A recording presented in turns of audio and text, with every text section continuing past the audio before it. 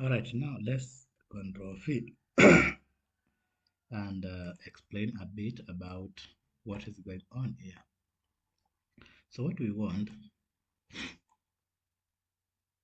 is supply the values for the horizontal axis that we are talking about is x-axis, and vertical axis, that is y-axis, for the chart.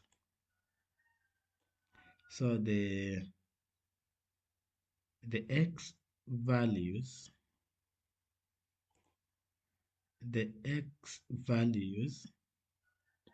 are our dates, and the y values are the number of posts.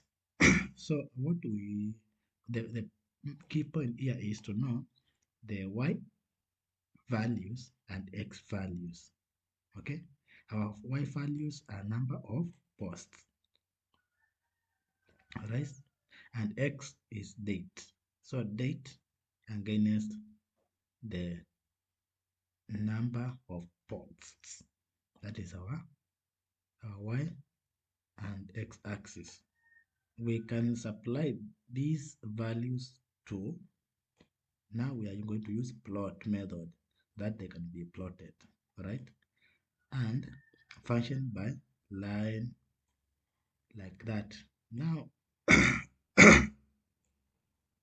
let me comment this